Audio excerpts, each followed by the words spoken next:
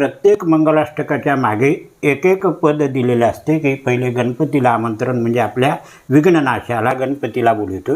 त्याच्यानंतर आपल्या कुलदेवतेच्या नावाने एक मंगलाष्टक म्हणते आणि त्यावेळेला नवरदेव नवरीला सावध केल्या जाते की बाबा आजपासून तुम्ही एकमेकाला बंधनकारक आहात, आता सावध व्हा. आतापर्यंत तुम्ही काय जे केलात खोडीपणा ते तुमच्या जागी ठेवून द्या. इथून दोघं एकमेकाला सावध राहा असं म्हणण्यामागचा उद्देश असतो मंगलाष्टकाचा. अच्छा, मग 5 मंगलाष्टका म्हणतात किंवा मग 7 मंगलाष्टका म्हणतात, तर मग हे कशासाठी? 5, 7, 11 असे मंगलाष्टक एकमेकाला वाढत जातात म्हणतात. ज्यांची म्हणण्याची इच्छा आहे त्यांची इच्छा मोडू नये याच्यासाठी.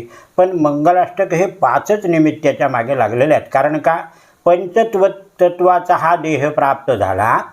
या देहामध्ये आप, वायू, तेज, आकाश या सगळ्या तत्वाने देह प्राप्त झाला म्हणून पंचतत्वाला विलीन चांगलं होण्यासाठी हे मंगलाष्टक म्हणले जातात. बरं.